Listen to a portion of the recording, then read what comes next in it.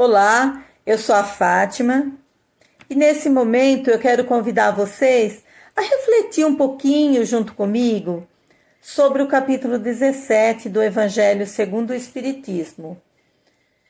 É o capítulo Sede Perfeitos.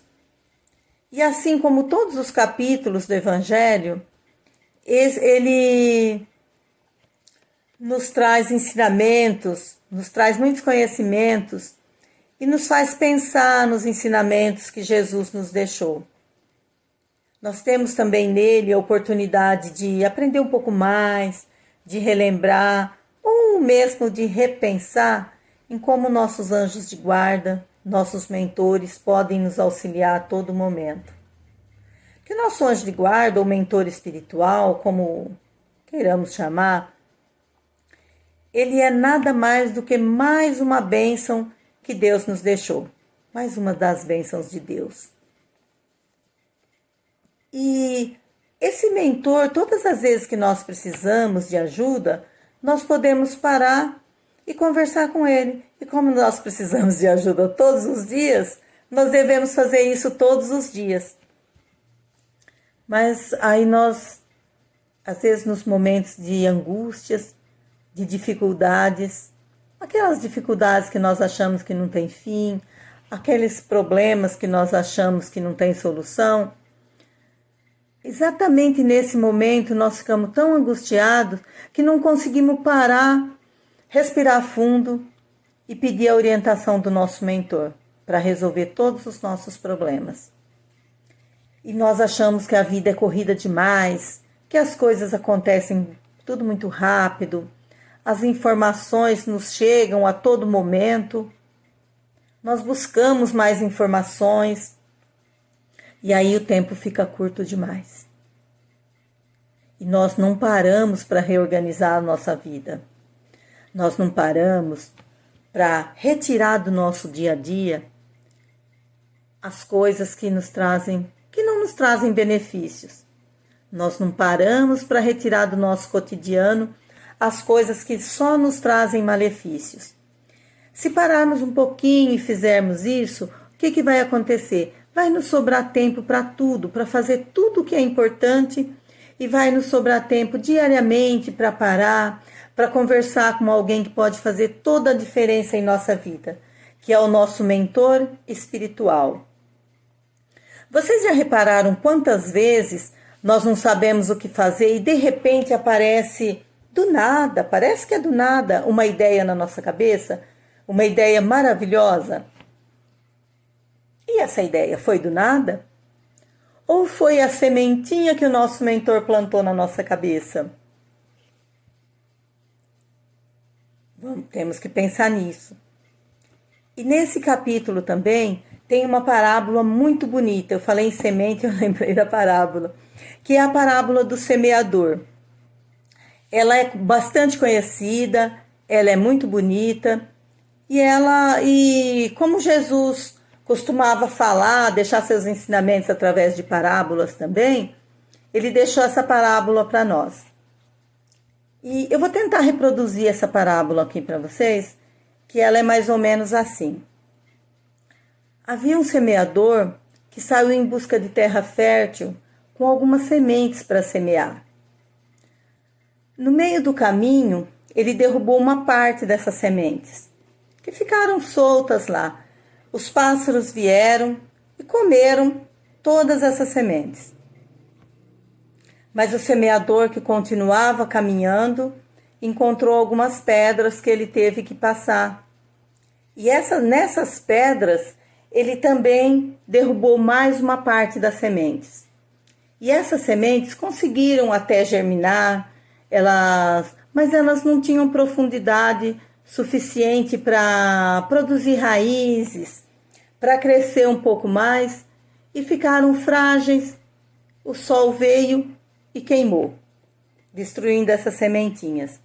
E o nosso semeador continuava na busca, mas ele teve que passar por um espinheiro. E nesse espinheiro, ele também derrubou algumas sementes. E essas sementes encontraram a terra fértil, elas conseguiram germinar, elas produziram raízes, elas cresceram um pouco, mas os espinheiros, que eram mais fortes, mais rudes, eles impiedosamente sufocaram as plantinhas que foram impedidas de produzir.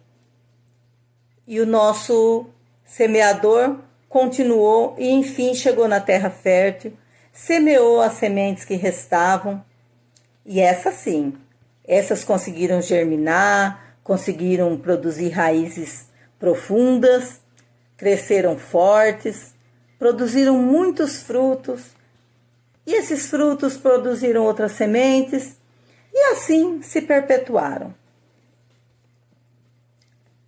E nesse momento, nós já podemos pensar, o que são essas sementes?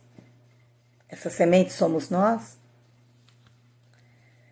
Será que eu sou aquela sementinha que caiu no meio do caminho, que ficou desprezada lá e foi comida pelos pássaros? As aves vieram e comeram uma a uma? Eu sou uma delas? Porque eu sou aquela pessoa que ouço os ensinamentos de Jesus, mas não dou importância, ou nem eu não permito que esses ensinamentos entrem no meu coração? Será que eu sou uma daquelas sementes que caíram nas pedras e que o sol queimou, que qualquer coisa que aparece destrói? Eu ouço os ensinamentos de Jesus, eu até me alegro com eles, mas eu não crio raízes, porque basta passar por momentos de dificuldades que eu já esqueço tudo e passo a blasfemar. Eu duvido da existência de Deus, ou eu acho que Deus faz diferença entre seus filhos, que Deus não gosta de seus filhos da mesma forma. Eu acho que eu não mereço o que aconteceu comigo, e esqueço que eu tenho livre-arbítrio, esqueço que a minha vida é feita de escolhas, e que esse momento é resultado das escolhas que eu vim fazendo durante a minha vida. Ou eu sou uma das sementes que caiu no espinheiro, aquelas sementes que foi destruída, foi sufocada pelo espinheiro.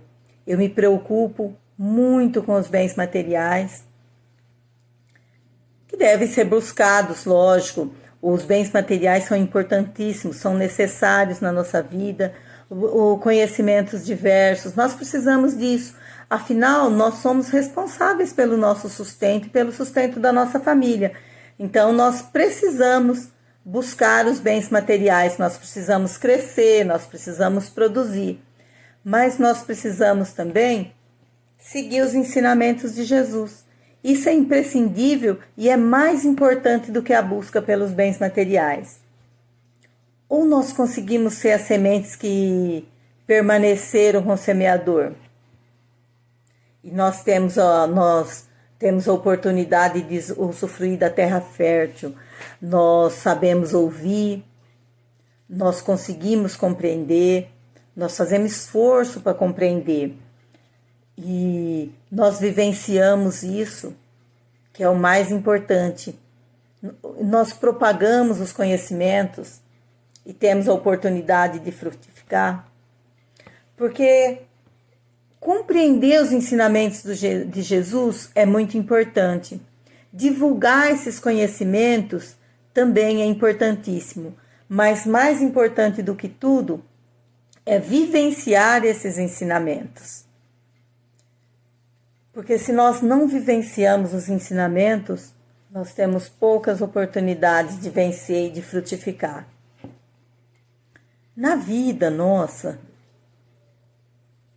vocês já repararam que às vezes nós nos sentimos como cada uma dessas sementes?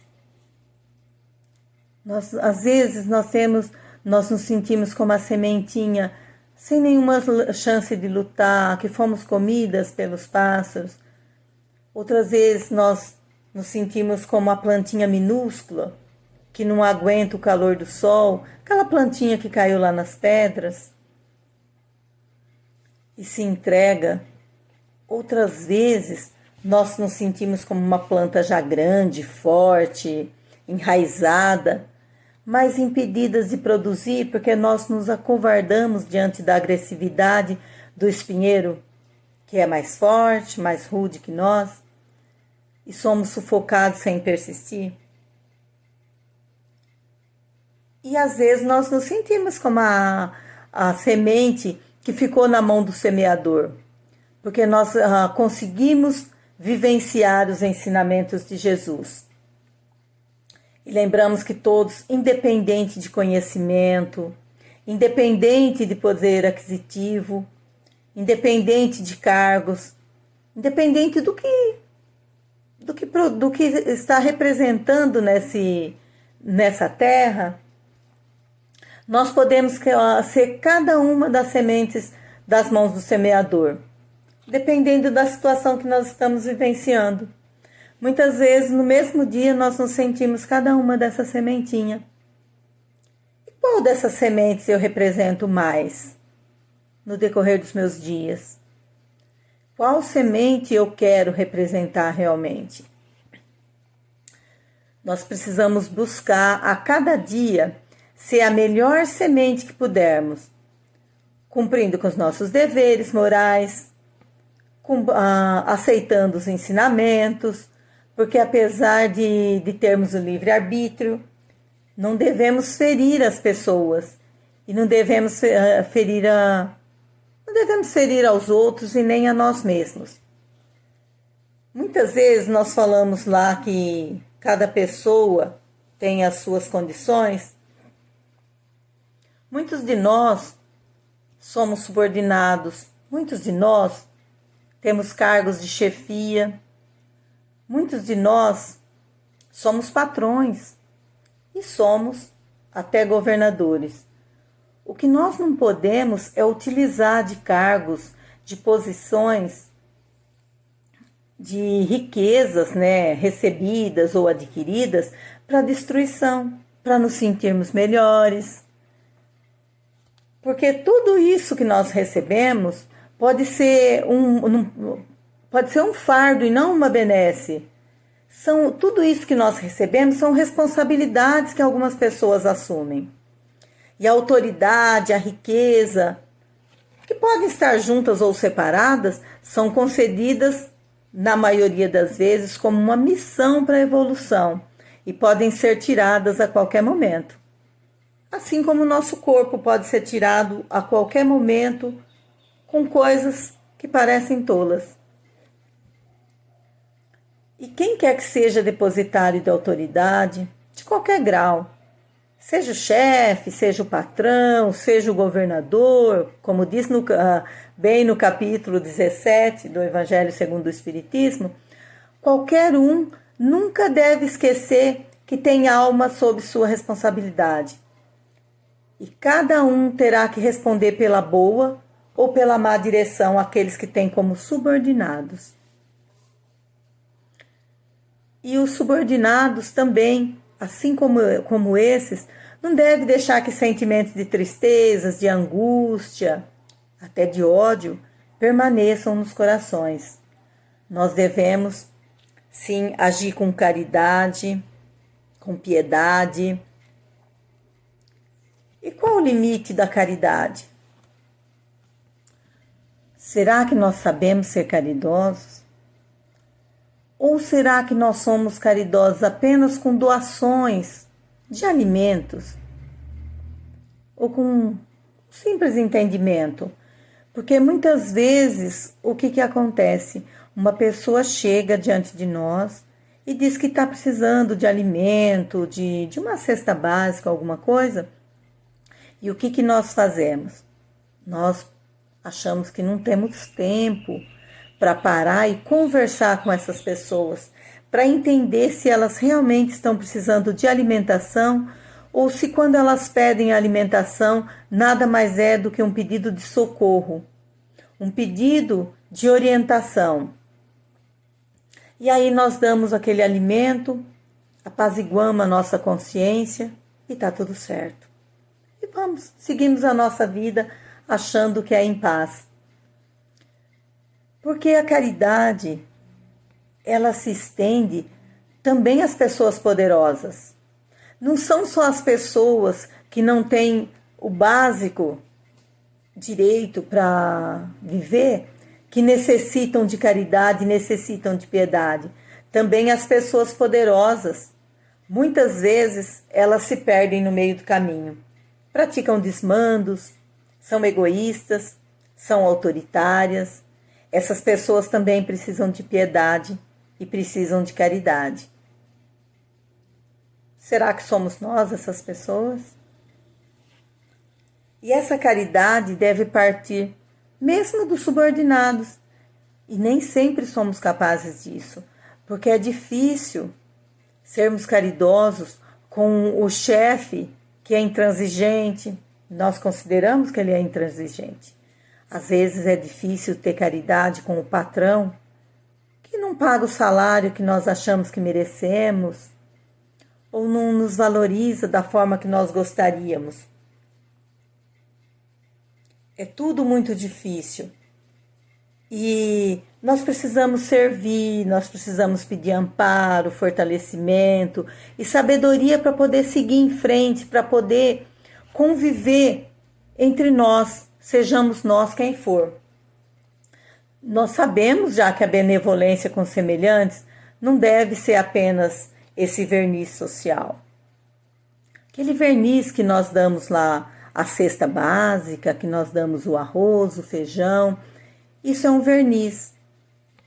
Muitas vezes também nós somos taxados no centro espírita, na igreja, no nosso ambiente de trabalho, nos locais como pessoas muito boas, pessoas caridosas. Será que nós somos isso mesmo? Como saber se somos? É a forma que nós agimos quando estamos diante dos nossos familiares. Nós somos desrespeitosos com eles? Se somos, esse ser é o nosso verdadeiro ser. É realmente isso que eu sou.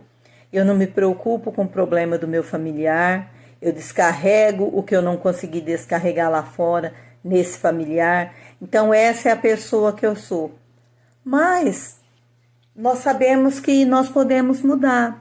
Porque até isso nós podemos treinar. Porque cada vez que nós tomarmos uma atitude de desrespeito, de falta de piedade, nós podemos parar, pensar e entender como deveríamos ter agido. E isso também é uma orientação que nós podemos receber do nosso mentor.